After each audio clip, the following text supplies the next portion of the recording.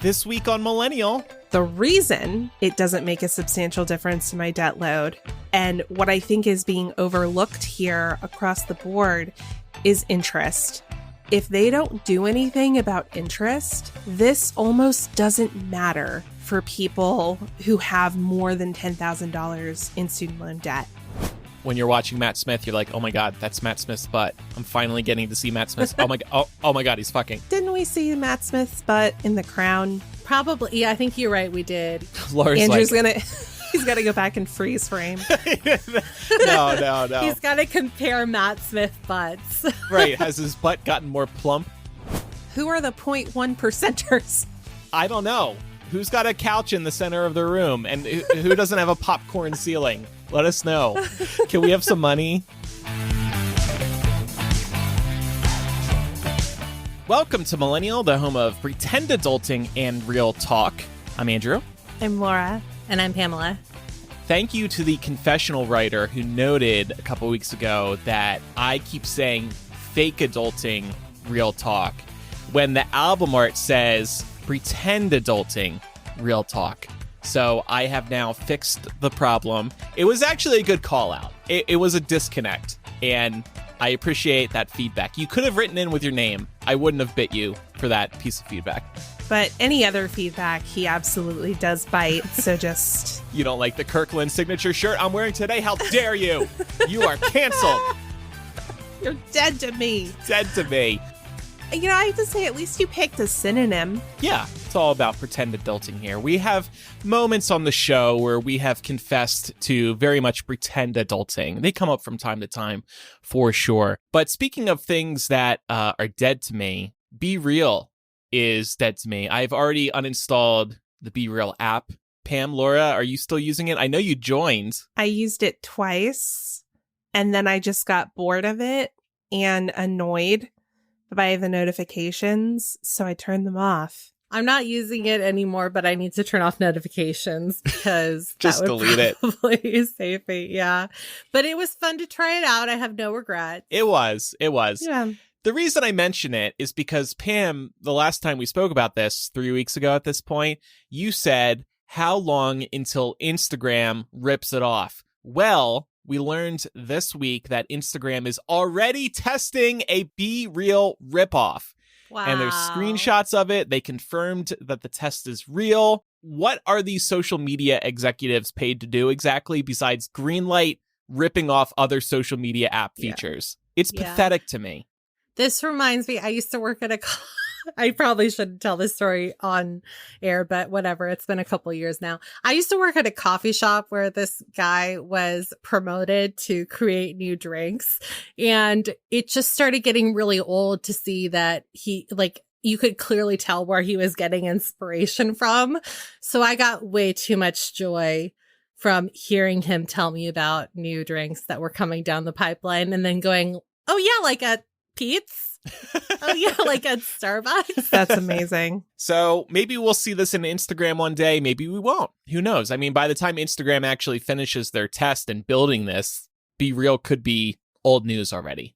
But I do like the concept in general. I think it's kind of neat. And maybe I would use it on Instagram, just knowing everybody else is there and using it. It's a lot easier when you only have to go to one app to try everything. And This is why so many people jump ship on Snapchat when Instagram started integrating stories. Yeah, exactly. But Laura, there was some exciting news that is breaking today, the day the episode is going to be released. Right. So as has been rumored for quite some time at this point, it looks like President Biden is set to announce the day after this show's recording, so the day of the show's release, that the White House will be moving to forgive $10,000 in federal student loan debt for many Americans. It's very reflective of his campaign promise. We'll remember that back when he was campaigning, he campaigned on $10,000. They're also going to be extending the student loan moratorium until January, giving you a few more months to not have to make student loan payments if you're not in a place to make them.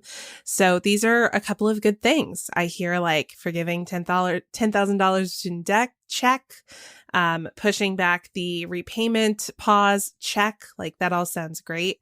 But I do have some concerns here. And you know that I can't not share a story like this without having some opinions about it and how I think it could be better. So first and foremost, I want to acknowledge that I'm speaking about this as somebody who has a large amount of student loan debt. So personally, $10,000, while I'm not going to look a gift horse in the mouth, it does not make a substantial difference to my debt load. The reason it doesn't make a substantial difference to my debt load, and what I think is being overlooked here across the board, is interest. If they don't do anything about interest, this almost doesn't matter for people who have more than $10,000 in student loan debt. And the reason I say that is because we know the national average is about $30,000. So if you take 10 off of that, that's great. That's a third of the debt. But if you're still paying 6 to 9% on those federal loans, that interest adds up quickly. For a lot of people, $10,000 is the amount of interest their loans accrue every year. So as long as we don't do anything about the interest, this is a Band-Aid solution. And part of me has found it kind of perplexing that they're going to do this. They know it's going to be challenged in the courts. And they're doing it as this big political move before midterms. I am surprised that they aren't trying to do a larger amount, or at the very least, do something about the interest. Hell, even if they capped the interest at 3%, which is still too high, would be way better than what we have now. So I am afraid that in the long term, this is not the move that they think it's going to be, because 12 months from now, I think a lot of student loan borrowers who don't have their debt eliminated by this $10,000 are going to see these problems. They're going to see interest is still a problem. They're going to see that, hey, we haven't done anything about lending that happens from the federal government. This doesn't do anything about the predatory lending of student loans that happens by our own literal government.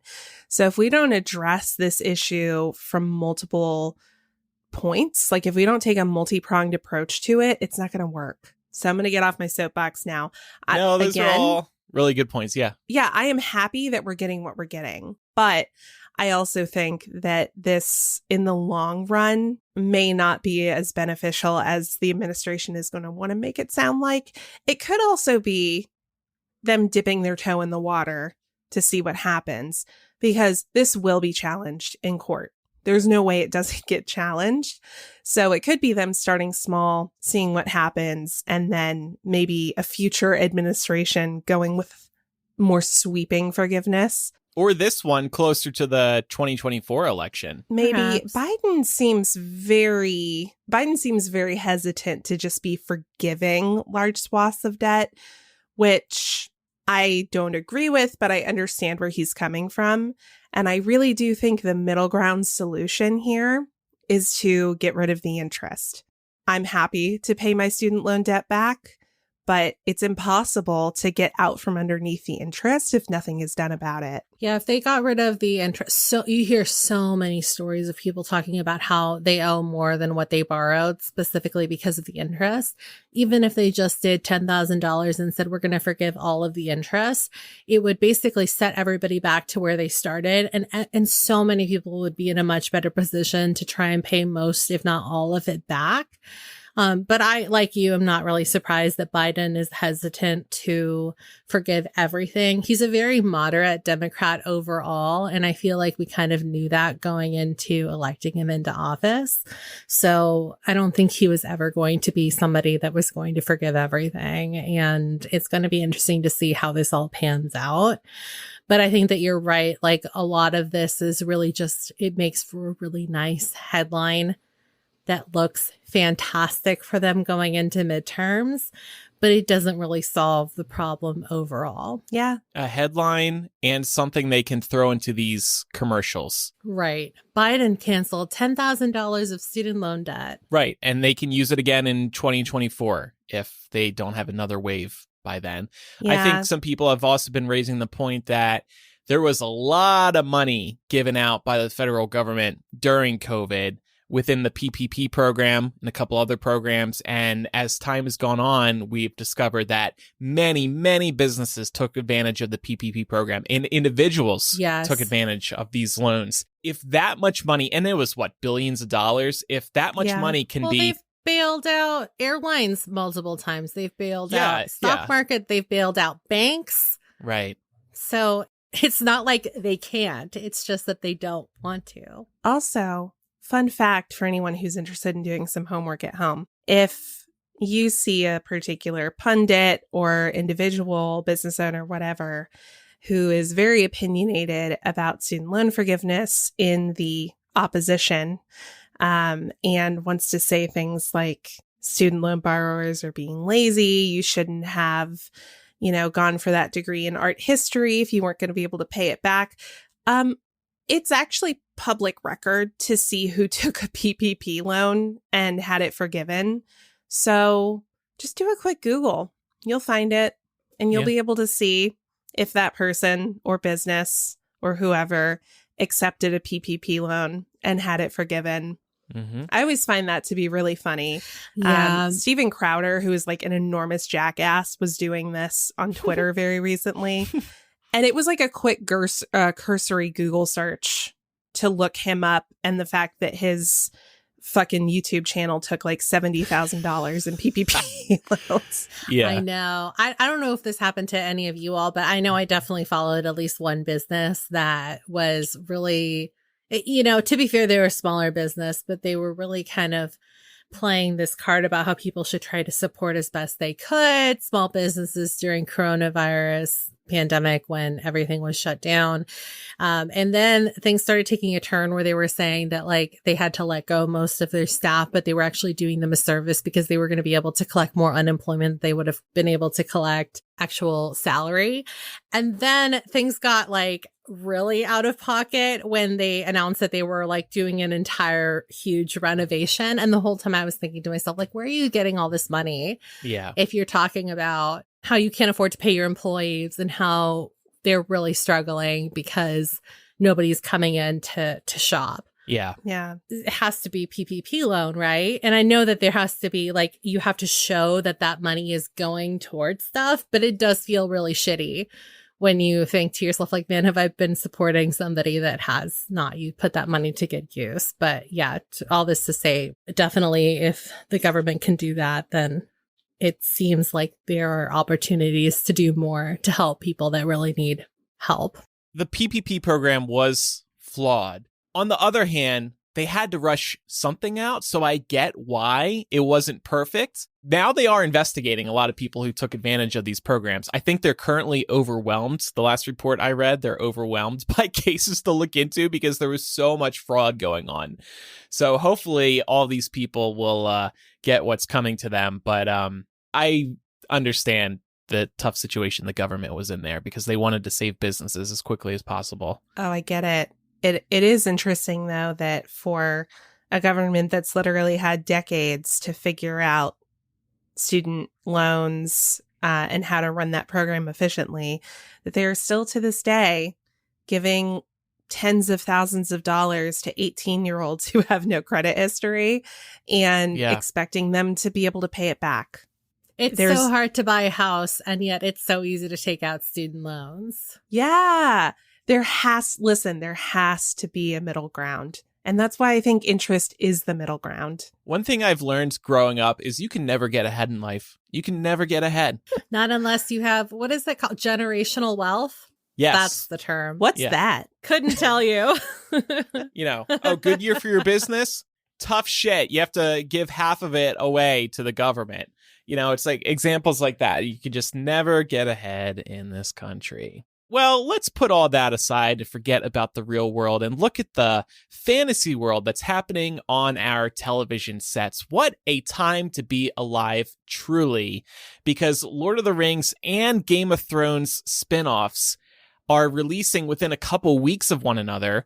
The Game of Thrones spinoff premiered this past Sunday. It's called House of the Dragon. And I have some big personal news here. I am vowing to watch both of these shows all the way through and really pay attention. This is a big personal development for me because I didn't really watch Game of Thrones.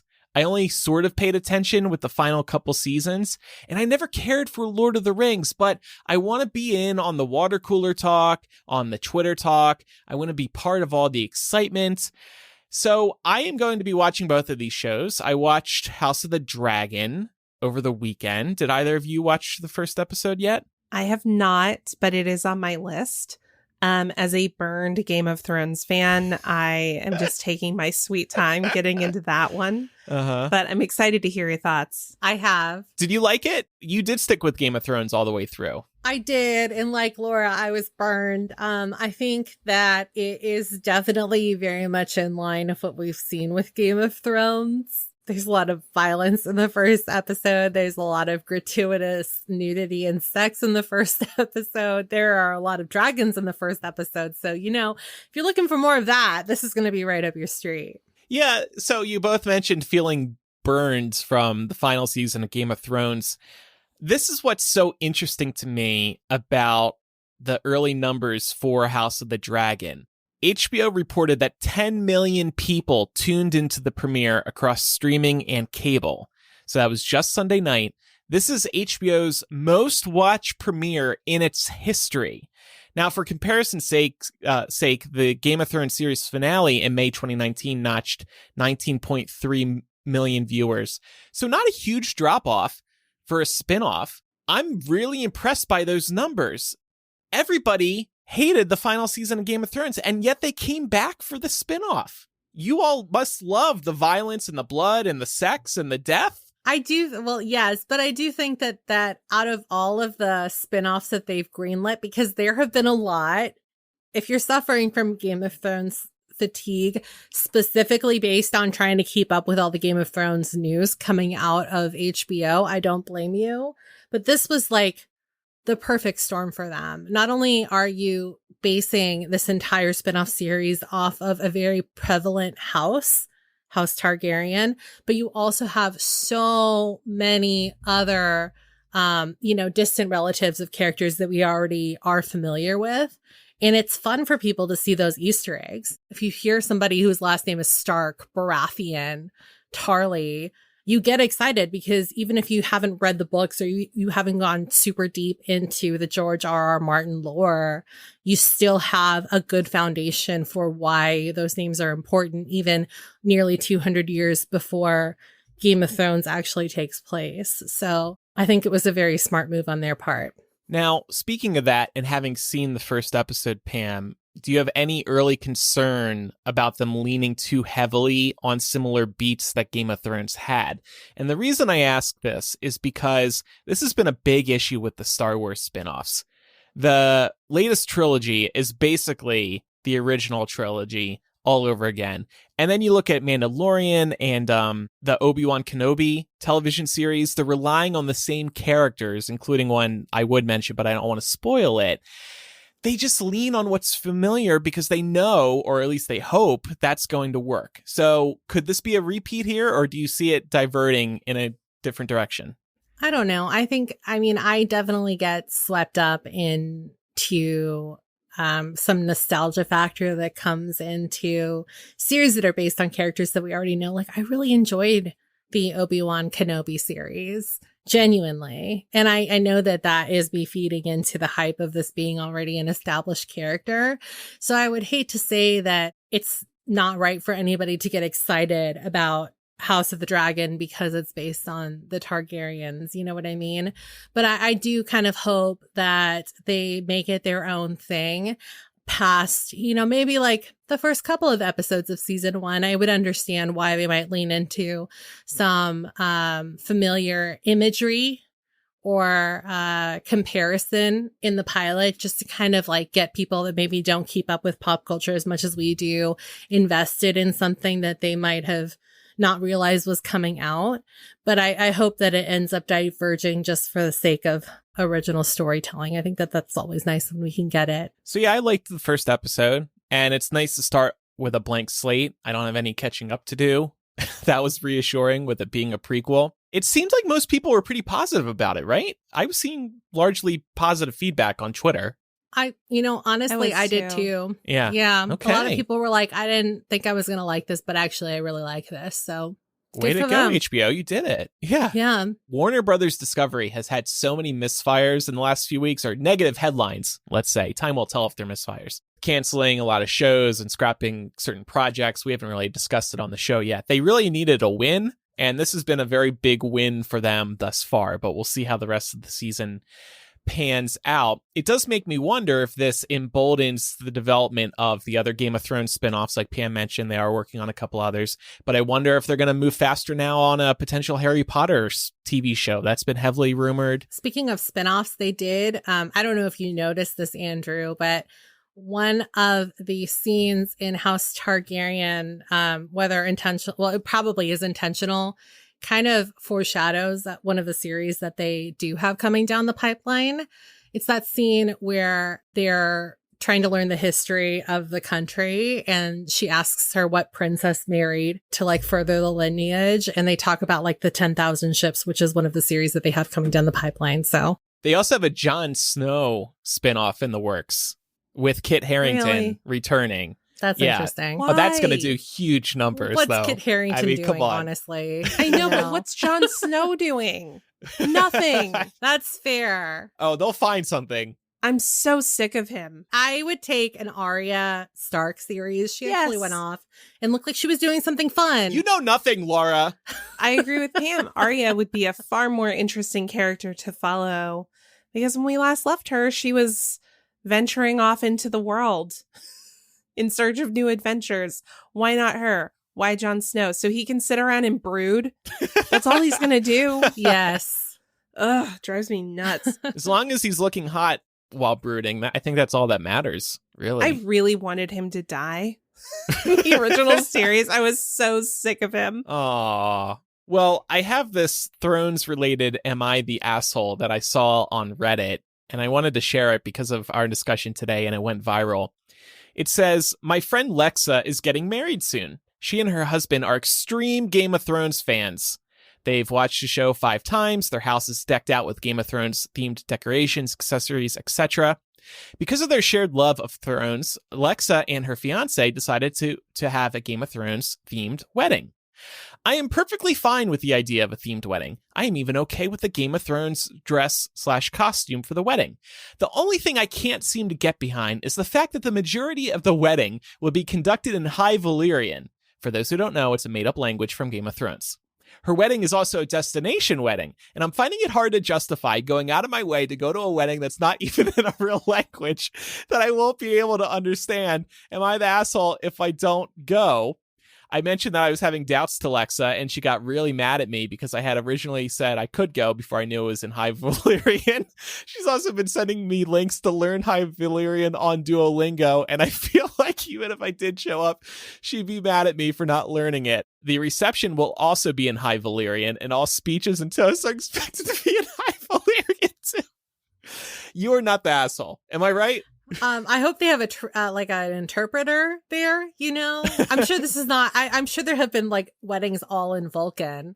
So I want to say this is not original, but also a destination wedding. You're traveling to not understand what's going on. Well, maybe you get a good vacation out of it, but on your dime. So, you kind of have to weigh that out too.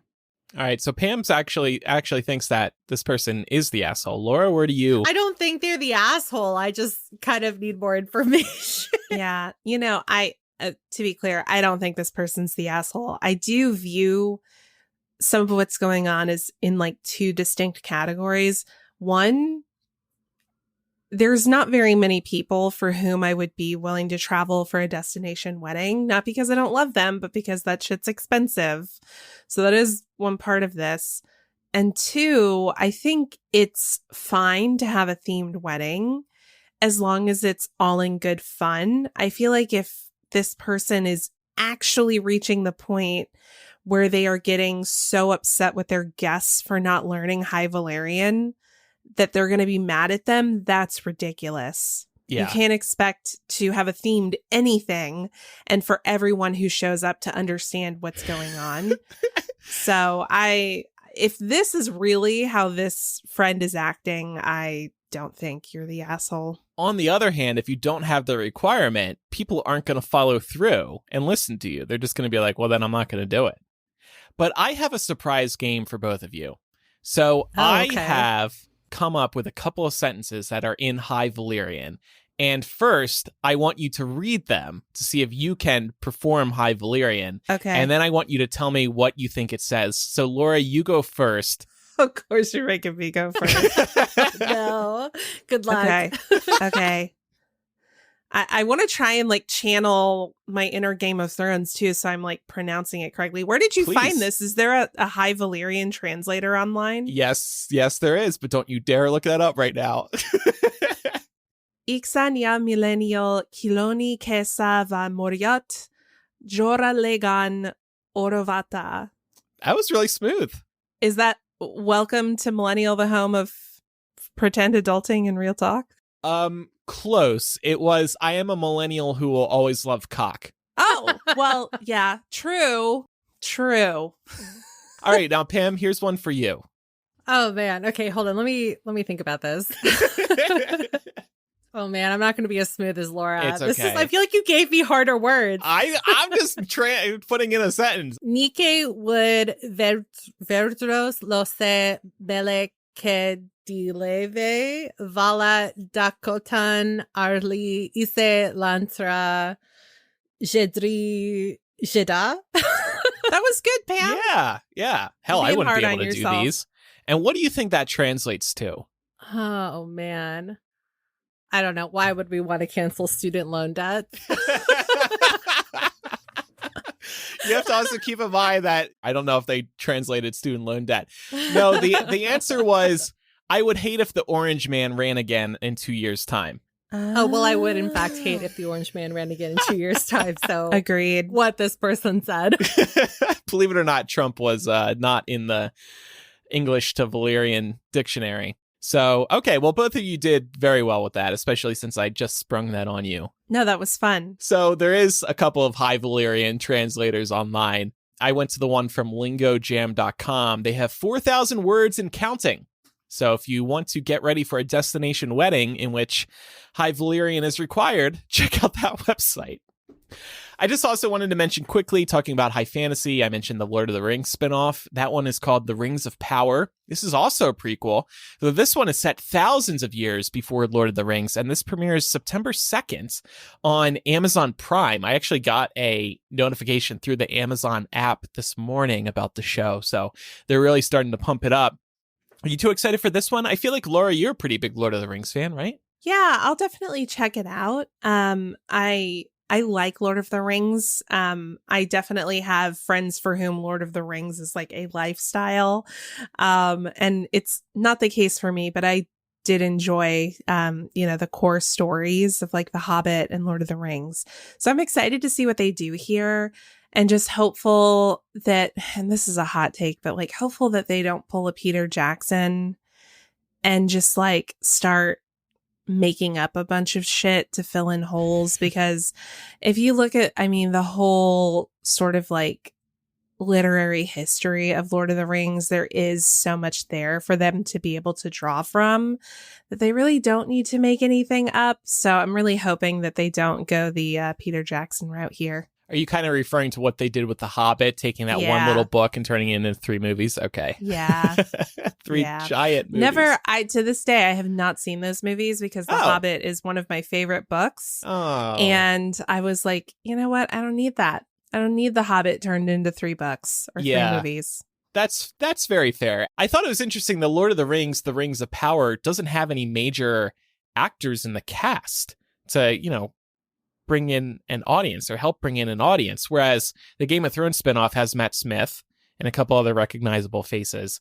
But I was looking at the cast list for Rings of Power. I don't recognize anybody here. That's a bit of a gamble, isn't it? Or no? Well, I think they're banking on the franchise to really sell people. And it might actually do that because, the Lord of the Rings has done really well for itself, not just in terms of like a book that series that has withstood the test of time, but also in terms of the movies as well.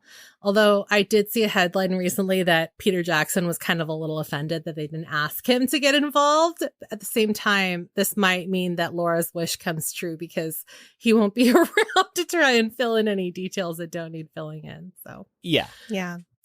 I think it's, I think it's always a risky move to go with a largely unknown cast, but I think that also gives an opportunity for the show and the characters to stand on their own. I love Matt Smith, but I know that when I'm watching that first episode of House of the Dragon, I'm going to be like, that's Matt Smith. That's Matt Smith. You know what I mean? With a it can be white kind wig. of distracting to have somebody who is, of such high profile playing in a role, and removing that entirely just allows you to focus on the story. So I'm excited for it. I will definitely give it a chance. And then when you're watching Matt Smith, you're like, oh my God, that's Matt Smith's butt. I'm finally getting to see Matt Smith. Oh my God, he's fucking. Oh my God, I'm watching Matt Smith have sex in a white wig. I will admit that it was very hard for me to separate. It's always been very hard for me to separate Matt Smith from the Doctor. Yeah. And that's just coming from somebody who was really into Doctor Who before he even got casted and was still watching when he had his run.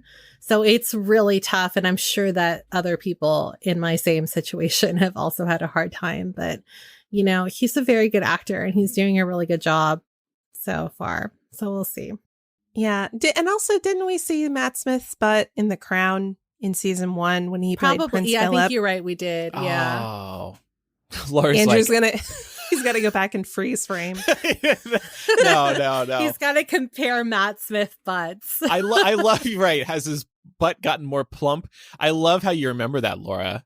Matt Smith super fan over here. Yeah, no, I actually just have like a mental catalog. How many times has Matt Smith shown his butt on screen? I can give you timestamps. That's Britain's ass right there. So anyway, I guess we'll share our thoughts on The Rings of Power once that is out in just a little over a week's time. Good time to be a fantasy nerd for sure. It's also a good time to be a fan of music, specifically if you're a fan of Demi Lovato, because she's made a huge comeback. Her latest single is called 29, and it's gone pretty viral, with many relating to the song's anthemic lyrics about older men getting into relationships with much younger girls. To preface this entire conversation, I do want to point out that Lovato now goes by she, they pronouns, so it's just a little bit of a heads up to anybody who has not heard that she has changed her pronouns recently. Lovato has not explicitly confirmed that the inspiration for this song is about her former ex-boyfriend, Wilmer Valderrama of That 70s Show fame, but many have rightfully so speculated that it has to be about him. The song, for anybody who hasn't listened to it, features really poignant lyrics such as the following from the chorus. Finally 29, funny, just like you were at the time, thought it was a teenage dream, just a fantasy, but was it yours or was it mine? 17, 29. So Lovato and Valderrama did initially meet when she was 17 and he was 29, but she has previously stated that they did not start dating until she was 18. And she has also not come out and said anything against that. The couple dated on and off from 2010 to 2015. And since the single's debut, many have also gone on to point out that Valderrama has a bit of a penchant for dating younger women. He's previously been romantically linked to Mandy Moore. The pair dated when she was 16 and he was 20, and also to Lindsay Lohan. They dated when she was 17 and he was 24. And the reason that I wanted to bring this up, because I thought that we could use Demi Lovato's 29 to talk a little bit about the idea and age gaps in relationships. And so to start things off, I wanted to ask you both if we have noticed a cultural shift in how the general public reacts to age gaps in relationships, because I don't know about you two, but I definitely remember Demi and Wilmer Valderrama being, romantically a couple. They were like on all of the magazines together, but I don't remember people being visibly upset or raising concern over the fact that they were together despite the age discrepancy in their relationship. Yeah, I think back on that, and I definitely remember when it was all over every tabloid magazine cover. But at the time, it didn't jump out at me because I wasn't even aware of how old Wilmer Valderrama was. So I never paid it very much mind. But I think in today's day and age, it would absolutely be attention grabbing. I give you Dane Cook's recent engagement to his 23-year-old girlfriend. He's 50.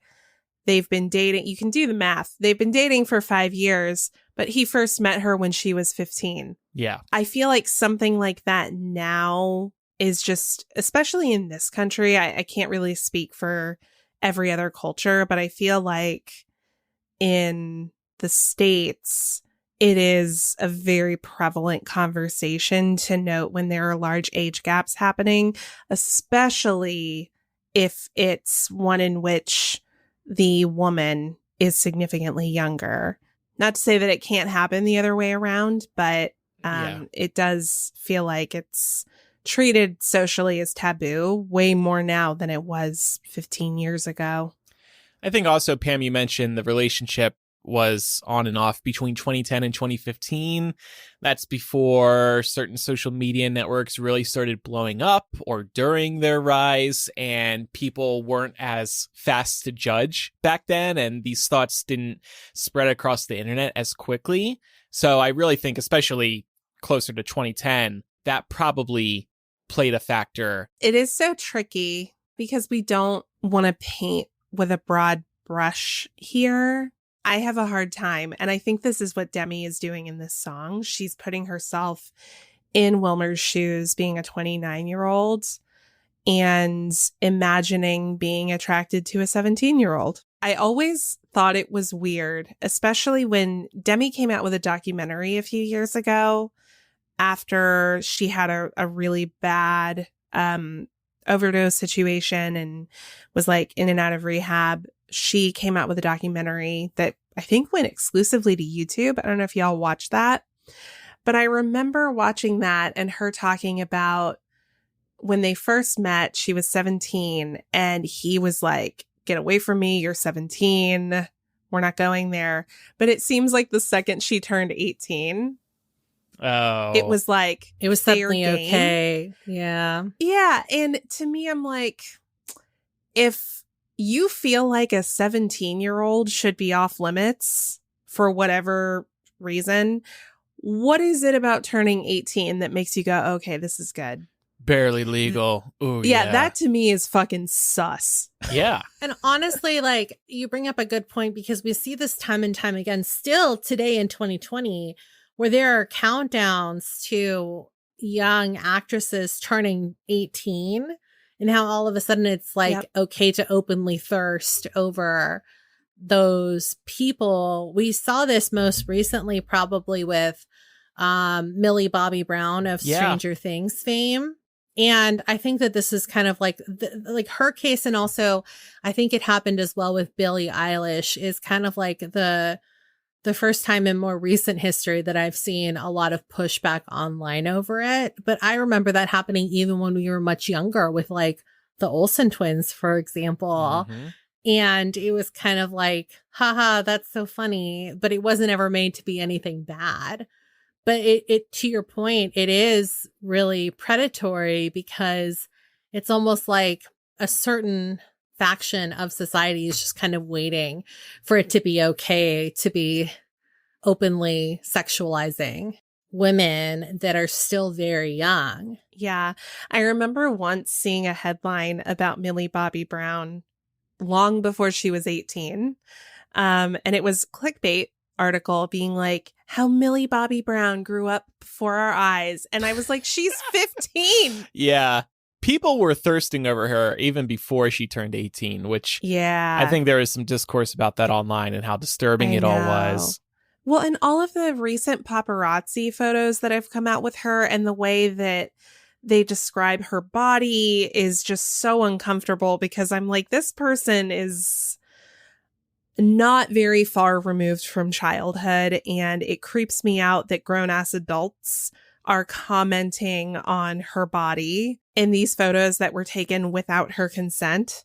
It is an interesting, getting back to the song itself, though, it is a really interesting point that Demi is making because, and we're going to get into this more in After Dark today, we'll be extending this discussion with the more personal stories we have to share. When we were teens, we were around adults in the Harry Potter fandom, people who were 10 or more years older than us. And I think at the time, things looked okay, but as time has gone on, now that we're the age that they were 10, 15 years ago, we're like, oh, wait a second. Would we have done that at this current age with people who were 15, 16 years old? It doesn't feel right to me. But I also, this is a very different time right now. So I'm not going to act like, I would have been perfect. Yeah. And we don't have to go into too many specifics because I don't think we're trying to put anyone on blast here. But I think one of the main things that came up in us prepping for this segment ahead of the show was purchasing alcohol on behalf of teenagers. Mm-hmm. And I was like, I'm 33 now. I would never buy a 16-year-old alcohol. Mm-hmm. I wouldn't do it. Yeah. And looking back at that time, there were people who did. Yeah. Multiple times. We have some stories to share. We won't name names, but we have some stories to share that we will in After Dark today. Sorry, you were going to say something, Laura. No, yeah. And I mean, there's definitely some of the stuff we're going to talk about in After Dark. And I feel like by and large, and I'm only speaking for a very small subset of us here because I don't know what everyone's experience at the cons looked like, but I feel like for the most part, it was just us getting drunk. And I personally didn't experience anything beyond that in terms of behavior from anybody. Right. But it makes me extremely uncomfortable to imagine doing that for a teenager. Yeah. And then when we were talking about it, I was like, well, wait, I mean, it didn't seem weird in 2007. So if I were the age I am now back then, would I have done it? I like to think not, but like you might have, because the thing is like you want to be the cool friend, right? Right. Well, and not just that, but I'm thinking like we were all close friends. And I think that was a major factor as well. Like right now, we can't be like, I'm close friends with this 16-year-old who also runs a fan site. And, for that reason, I'm going to get them alcohol. But I think it's all like for me, just to like expand on this a little bit. And again, we can talk about this more in After Dark. I think like depending on how close we are in age, like, and depending on how close that person is to 21, I still probably, because I've always been the mom friend, would not have felt comfortable doing that if I wasn't able to keep an eye on that person and make sure that they were going to be okay, especially if it was like a young girl specifically. Right. Not that like young boys can also be taken advantage of. And when I say young boys, I mean like boys, under the age of 21. But I think there is something to be said about like, women keeping an eye on women. And unfortunately, that's the reality of where we're at in society. I'm sure that Laura understands that too. I think that like, even like if I don't know you and I'm out at a bar, it looks like you're in a bad situation. Like, I don't care how drunk I am. I'm going to ask you if you're okay. Mm-hmm. Right. In terms of the alcohol line, and we can get back to dating in a second. If you're over 21, if you're 21, 22, it's not okay, but it's okay if you're buying alcohol for your friends who are 19 or 20 years old. You know what I mean? There's going to be that peer pressure. Yeah. You're close with your friends. You're going over their house for a party. Now, it's absolutely your responsibility to be taking care of them, making sure they're not driving, getting them set up with an Uber, etc. But I think right around that 21 legal age line, I think is fair. I think that comes with people being in similar stages of life. I mean, I would not say that there is a large discrepancy between a 19-year-old and a 21-year-old in terms of life experience. Obviously, there can be exceptions to that, but in general, I don't think there is. So to me, we all had that friend who hit legal age before the rest of us and would supply everyone. I feel like that's just college or just like those years. But when you start getting into people in their 30s doing that for you when you're not 21, that's where it gets weird. Especially nowadays. It wasn't weird in the early 2000s, but it's weird now. It does kind of like imply like, oh, like you're old enough to take care of yourself, but sometimes you're not. So that's where it gets dicey. I think that Laura brought up the Dane Cook situation. I think Leonardo DiCaprio is the other one that we hear a lot about just because he is like continuing to date women around the same age range and still getting older himself. And when it comes to a celebrity in particular, you have to think that they're flaunting their wealth, their fame, their lifestyle, and using it to take advantage of a younger woman just because they are attracted to younger women. Outside of the Hollywood bubble, sure, that still goes on, but there's an extra layer there of creepiness and being taken advantage of. You can promise people the world when you're rich and famous. Right. And I do think there's an important nuance to draw here, which is that plenty of healthy relationships can have age gaps, even large ones. I think a huge differentiator here is when the actual meeting happens. If you meet someone when they're underage and you wait until they're of age to, pull the plug and try and get in their pants, to me, that is a huge red flag. But if two people are of age, meet when they're of age, and if they, from a maturity standpoint, from a stages in life standpoint, mesh together, I think that can work.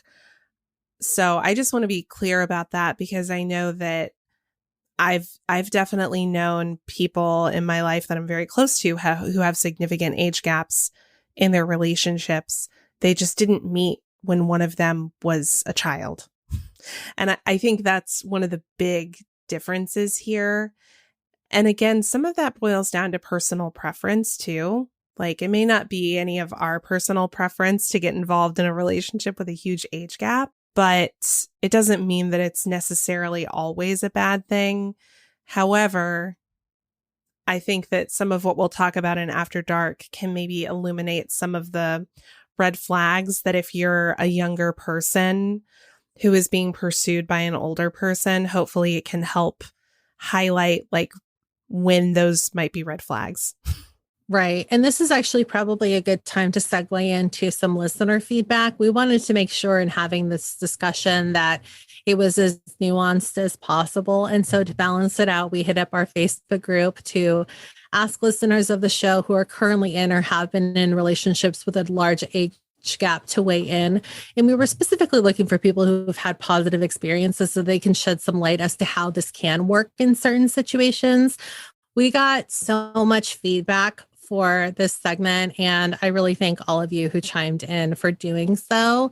And we're going to be popping a link to this thread in the show notes. So if you want to read what other people had to say, you can do that at your leisure. But obviously for time purposes, we're only going to read a couple here on air. So the first one comes from Bree, who says, my fiance and I are about 15 years apart. We met when I was 24 and he was 38, but it's never felt like much of an age gap unless he's talking about something specific from his teens in the 90s. I, of course, knew he was older, but we didn't know each other's exact ages when we first met and hit it off anyway. I have a child from a previous relationship, so I was mostly just looking for a good partner that was open to that kind of responsibility.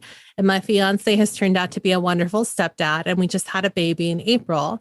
If I didn't already have a kid, I probably would have stayed dating closer to my own age, but there weren't many 24-year-olds that I related to or that were looking for what I had going on. Our age gap is visibly noticeable when we're together in public. We get the occasional lingering glances, and my fiance has even been asked by the other men, how do you do it? He just looks at them like they're crazy and says, don't be a dick. I really do think the key to age gap relationships is that the age can literally not be a driving factor. It has to be a healthy, respectful connection between full ass adults. Anyone 21 plus is good to go, but you have to be respectful of their boundaries and to each other. The second someone older wants to start dating someone younger based on their age, it becomes a fetish or predatory and so gross. Thanks for sharing that, Bree. Totally agree with that too. And this point about if I didn't already have a kid, I probably would have stayed dating closer to my own age, but there weren't many 24-year-olds that I related to or that were looking for what I had going on. This is like a really good point that I could totally understand. Sometimes you're just at a different, more mature point of your life than these other brats who are 24 years old are. Maybe you already got it together. Maybe, in your case, you already had a child, so you wanted to just move forward in life. That completely makes sense as for a reason why you'd be more open to dating an older man. I love it. Yeah. Well, and it sounds like when you met, again, you say you weren't aware of each other's ages and it was just based on a genuine mutual connection. I feel like this, what Bree wrote in perfectly articulates what we've been saying so far, which is that, I think like with most things, there is a degree of nuance. But as soon as you see somebody who's just fetishizing the idea of dating younger, that is a red flag and should always be a red flag. If somebody just wants to date you for your age, run. Run. There was this other one we wanted to read from Rebecca. I am currently in an age gap relationship. I am 10 years older than him. I am 35. He is 25. We met almost 2 years ago, and we have lived together for almost 1 year. At first, I really hesitated to swipe right on him because of the age difference, but at that point in time, I was just looking to meet new people and have fun. I thought he was really attractive and seemed super cool and funny, and the things he wrote in his profile included literary references. Once we started talking, it seemed like we had a lot in common, so most of the time I don't think either of us noticed a difference. I do see a difference and a power dynamic when it comes to adulting, but I don't necessarily blame that on his age. There is a lot more to the situation with his upbringing and processing differences. I don't want there to be one, and am working on it every day to help him be more of an equal partner. That's nice that you're so aware of the situation. And I mean, that's like any other relationship too. Honestly, like even if you're close in age, there's still going to be differences because of your upbringing and how you process things. Yeah. And I think that when you really kind of unlock a partnership and you start working on bettering each other as a pairing, you learn some stuff about yourself and about the other person that is kind of wild to be like, whoa, like this was clearly not part of your upbringing, or it wasn't part of my upbringing. And it's very illuminating. But I would say too, to Andrew's point, that may not necessarily be due to an age gap. It may be for sure, but it also doesn't have to be. Yeah. And I like that we included this one, Pam, because Rebecca pointed out that she was initially hesitant, but she was just looking for friends. So she did swipe right. And sometimes that happens too, right? With or without an age gap. It's like, oh, I just want to make some new friends. And that's kind of how Pat and I started. And then we started banging, and then that just sealed the deal, I guess. And the rest was history. Was that it? Was that why? I can't remember now. It's been 5 years. I do also appreciate that this is the other way around, because I think so often when we think of age gaps, we think of older men and younger women. But, sometimes it's older women and younger men, and that's okay as long as the relationship is healthy. In the Facebook group, we did see mostly positive stories, I would say, right? Most people had positive outcomes and things to share. So yeah, to be fair, I did ask for positive stories because I kind of figured that we would take care of the negative stories. Okay. Just all purely right. based on the subject matter here. Someone did admit that theirs ended in divorce. So that's why I guess I glossed over your positivity comment. I appreciated that too. That's very real and very sobering. Sometimes that can happen. But yeah, I just the song is very catchy too. It's actually a song that might get some replay from me. Demi Lovato's album also dropped this past Friday. It's very good. If you're into kind of more of like that edgier pop punk vibe, then you'll probably really love this album because it's just got a really kind of nice little chuggy guitar riff like looping throughout. There's a heavy bass. There's a lot of nice little heavy drums. So if you're just kind of like into that vibe, then I would highly recommend taking a listen to her new album. Yeah. Sounds good to me. This is her healing era, I think. Ooh. Yeah, I really hope it works out for her. I know that she's had a really tough few years, so I hope it was cathartic and that, she's on a good path. The album is called Holy Fvk. Holy F-V-C-K. Holy Fvk. Well, to bring us home today, I wanted to talk a little bit about some of the money that is earmarked in the Inflation Reduction Act, specifically as it relates to the IRS and what it means, how some people have reacted, how Republicans are trying to desperately to turn this into an election issue because they kind of blew their load on abortion. So now they don't have that one anymore. Essentially, the Inflation Reduction Act earmarks about $80 billion to hire new IRS agents. For reference, the IRS has been its current size since about 1970, which was the last time there was any kind of major push for hiring. So if you've ever felt annoyed at the IRS's inefficiency when it comes to processing things, however, their sort of like greased lightning approach to taking money from you, this will hopefully help with some of the administrative issues that make working with the IRS such a pain in the ass. We are going to talk about auditing here in a few minutes because presumably we know that part of these agents being hired, there are currently only about 6,500 auditors that work for the agency. And over the next few years, this will be ramped up to about 12,000. So more audits will happen if you are of a certain income bracket. And I would just say, look up at your ceiling. And if you have a popcorn ceiling, you probably don't need to worry about it. I saw a TikTok once that was like, if your couch is up against the wall, you're poor. Wait, really? Yeah. Where else do you put a couch? I guess that people have a lot of space. Like they could just be in the middle of the room. Yeah, so they'll put the couch in the center of the room. Oh. I think the TikTok presented it that way. They're like, if you don't have your couch in the center of the room, you're poor. I was like, shit. What if you have no walls? So I'm going to say I have only ever had my couch up against a wall. Yeah. So thank you for confirming that I don't need to worry about the IRS auditing me. We tried to put the couch in the center of the room and there just wasn't enough room. And then I was like, well, I guess we're poor. Right, because you got it. Where are you going to eat if your couch is taking up the space?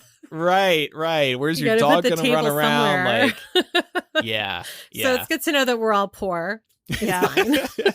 So the IRS will not be coming for us. But Laura, you mentioned a certain income bracket. This does not affect anyone who makes less than $400,000 a year. Right. I'll go ahead and wager like 99.99999% of our audience will not be affected by this staffing increase.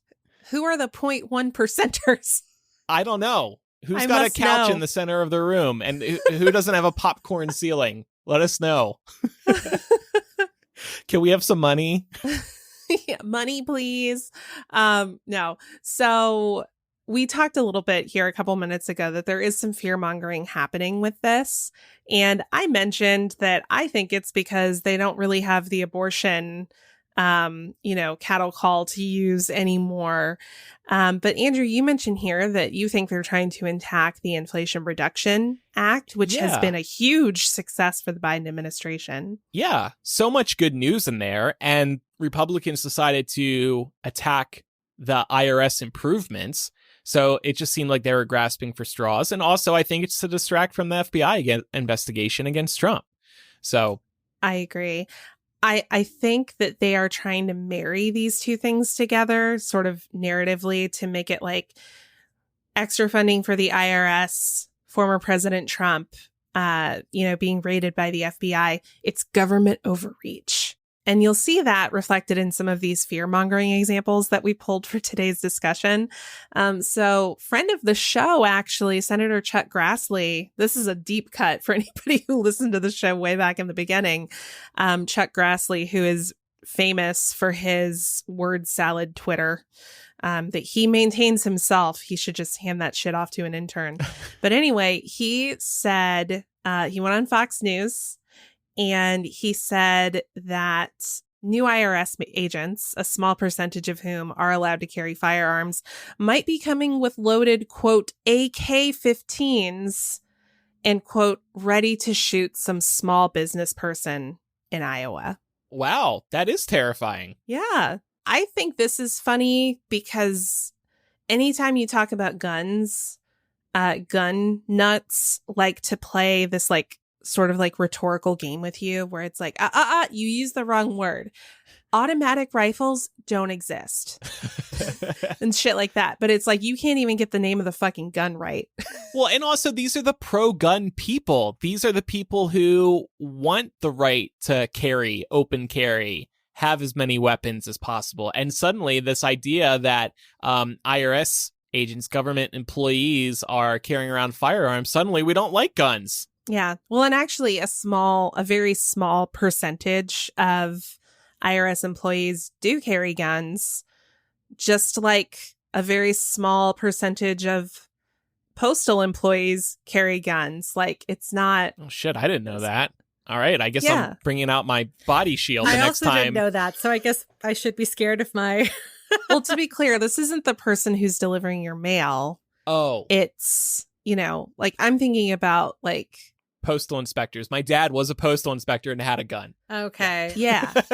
Why am I surprised by this revelation? I was like, is Andrew going to fill the gap for me here? No, when Laura said that, I too just jumped to mail person. So basically what you're saying is like, this is news, like policemen carrying a gun is news.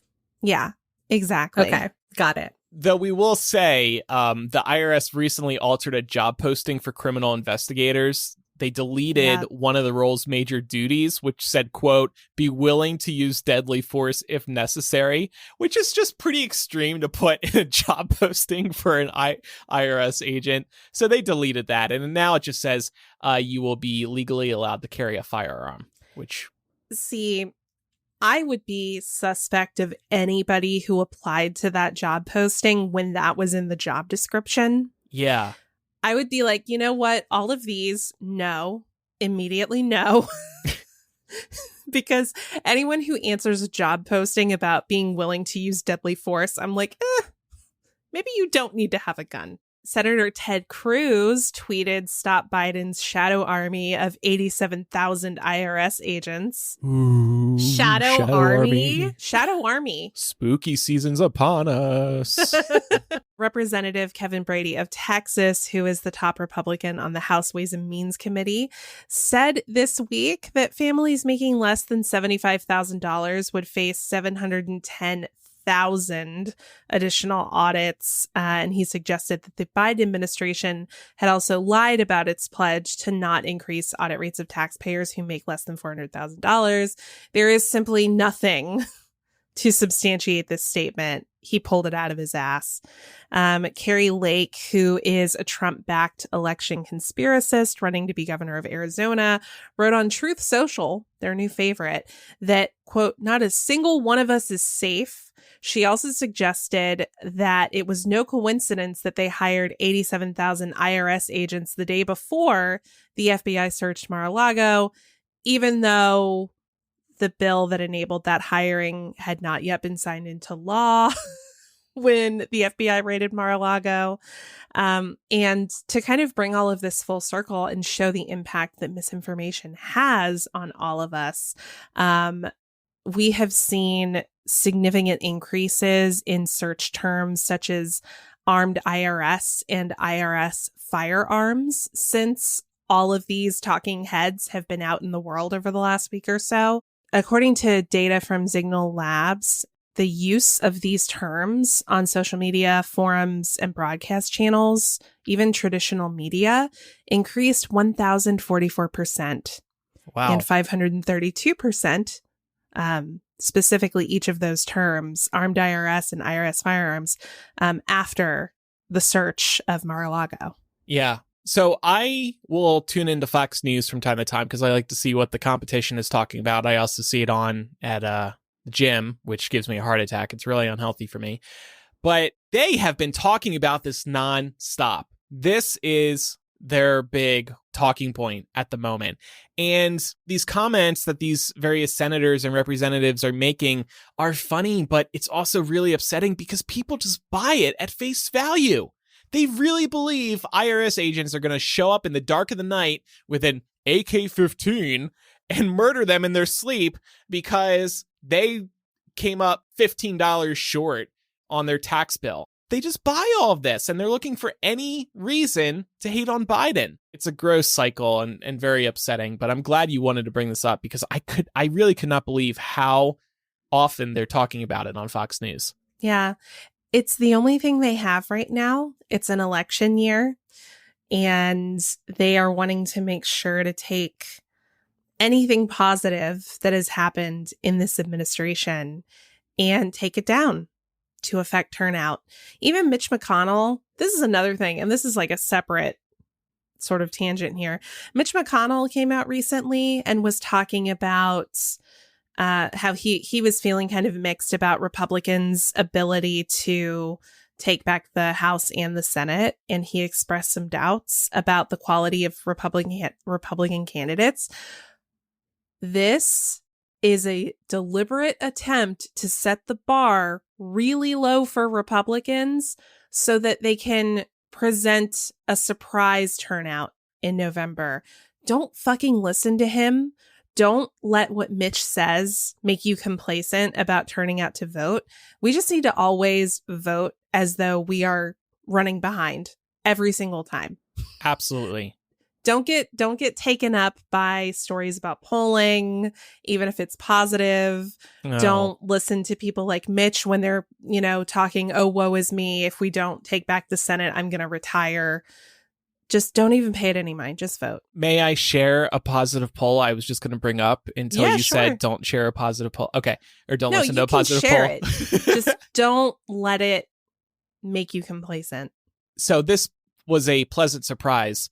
Americans see threat to democracy as the number one issue right now, according to a new poll from NBC News. As we should. More than the economy, the number one issue to Americans is the threat to democracy. Now, some of this could be people on the right saying they're scared about Democrats, but I have to think a majority of this country who probably voted for Biden are very concerned about the threats to democracy, and maybe this will turn people out in the midterms. Please turn out in the midterms. For the love of God.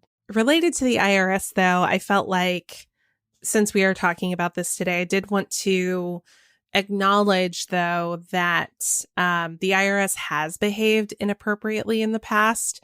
So I don't want to gaslight someone and make them feel like we're saying, no, the IRS is great. We love the IRS here on the show. From the same New York Times article that kind of inspired today's discussion, it was pointed out that in 2013, the IRS acknowledged that it had been singling out terms like Tea Party and Patriot as a shortcut for finding organizations that were engaging in what the article calls social welfare, which means they were, submitting themselves as tax-exempt organizations when they weren't. And they were also found to have done the same thing later. In 2017, a report from the Treasury Inspector found that progressive groups had also been improperly scrutinized. Obama actually came out in 2013 and referred to this as unacceptable. And the agents that were found to be participating in this practice were fired. But I just feel like with this conversation and talking about some of the fear mongering that's happening, that's all very ridiculous. We still have to acknowledge that the IRS has definitely had a checkered history with regard to targeting specific groups. Well, I just wanted to touch on auditing real quick, because I feel like this is what a lot of Republicans are also afraid of, not just the AK-15s, but maybe some people haven't been particularly honest on their taxes, and the idea of suddenly many more IRS agents coming into the fold makes them think, oh shit, the jig is up for me finally. Being the subject of an audit is very scary. I have been audited personally. I was also audited once for my business. It's very scary. The auditor will tear you apart. They want every little piece of documentation you can possibly provide, phone records, bank records, all kinds of things. It's not fun. So I really do think part of this is people being like, oh shit, I'm going to get caught because you probably can cheat on your taxes and get away with it because the IRS is so overwhelmed. That said, I wanted to recommend everybody, and this will lead us into recommendations in a moment. I want to recommend that if your tax software that you use or the app that you use or the website that you use or like H&R Block, if they offer audit protection, like a little add-on, buy that. It is so worth it. I did this with my personal taxes. This is when I was audited like 10, 12 years ago. The auditor at the tax company took care of everything, including speaking to the IRS. I set them up as an agent and then they just all handled it. They handled it. I didn't have to do anything. And it was such a relief because audits can be scary. So next time you're doing your taxes, you see that offer for audit control, sign up for it. It's like insurance where you pay for it whether or not you're actually going to use it, but it is a wonderful bit of peace of mind. I can't remember how much it was. I don't think it was a crazy amount. I can't recommend that enough. That was truly a lifesaver for me. I think it'll be interesting to wait and see what's going to happen here. I know part of the funding that's going into this is looking at how to create a more robust free filing system for low-income Americans. There's not a ton of information about that yet, but it is something that I'm interested to see. So we'll report back when we know more. Yeah, for sure. Coming up in After Dark, we teased it earlier. We're going to be extending our discussion on age gaps in relationships and also age gaps in other areas of life. Like when we were very active in the Harry Potter fandom, going to fan conventions, there were some questionable things going on. I know Laura has a personal story to share as well. So we'll dive deeper into that in After Dark at patreon.com/millennial today. This is why we love having the Patreon and After Dark. We get to open up a little further than we would on the main show because we can put some content on the Patreon and we know exactly who is listening on the Patreon. And by the way, when you do pledge, you get a special RSS feed that you can pop into most podcast apps, and then you can listen to all of our bonus audio content just like you do regular Millennial. So it's super easy to enjoy all of our bonus audio content once you do a one-time setup. And thanks everybody for your support. By the way, just wanted to highlight something on our Patreon that we don't talk about often. We offer an annual membership to our Patreon. So you can pledge for a year upfront and you'll receive a 10% discount for making that year upfront commitment. This can be great if you don't like the repeating credit card charges or you want a little discount and can cover a year up front. We once heard from somebody who was like, I do the annual subscription because I don't want my husband seeing the monthly charge. I'm like, hey, however you use it is great by us. So patreon.com/millennial. Thanks everybody for your support. I just made my recommendation a couple minutes ago. What do you two have for us this week? I wanted to recommend something that we have talked about here on the show before, but I just genuinely love it. It's Ouai's leave-in conditioner. They have been a sponsor of the show in the past, full disclosure, but they are actually a brand that I've been using for a really long time, even before they became a show sponsor. I really love all of their products. They've got great dry shampoo and like a scrunch spray that you can use if you want a little bit of beachy waves going on. But if I was to recommend any one of their products as like a must have, it would be their leave-in conditioner.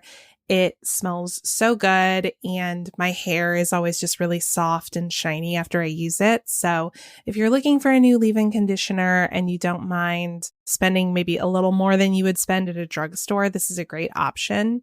However, there are also some great drugstore options too. Shea Moisture is always like an easy grab for me if I need some leave-in conditioner and I'm kind of in a pinch and I just need something quick and easy. That's always a great option too. I really like that Ouai leave-in conditioner too. And it's, I'm assuming that you're talking about the one that you spray in right? It's so nice because you don't have to get your hands dirty, beforehand. Yeah. So that it's really helpful for sure. I totally agree. I also have a beauty rec. I wanted to recommend Rare Beauty's Lip Souffle. This is Selena Gomez's cosmetic line. If you're a fan of rocking a matte lip, this is definitely the product for you. It is probably, if not one of the most comfortable matte lip formulas I've ever used in my life.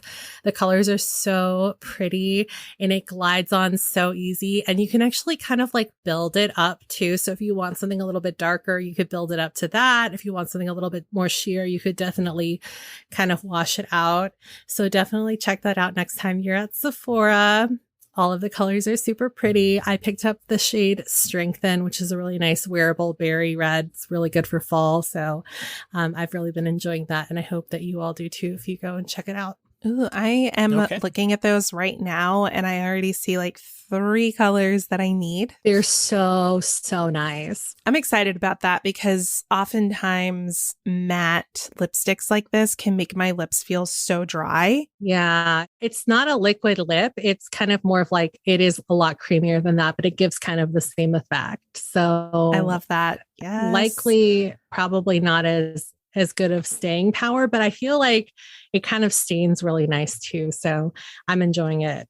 Couple other reminders before we wrap up today's episode. Make sure you're following the show for free in your favorite podcast app so you never miss an episode, and leave us a review in Apple Podcasts or Spotify. Please take a moment to do that. We would really appreciate it. I know we say it every week, but we would love that review. You can contact us by writing to millennialshow@gmail.com, or you can use the contact form or anonymous confessional on millennialshow.com. And finally, do follow us on social media. We're Millennial Show on Instagram, Twitter, and Facebook. And then over on TikTok, we are Millennial Pod. We are totes posting a video of Laura going off on the student loan forgiveness sitch. I think that's something that could do well on social media. No, that's good. That's good. That was good context for people. Thanks, everybody, for listening. I'm Andrew. I'm Laura. And I'm Pamela. Bye, everyone. Bye.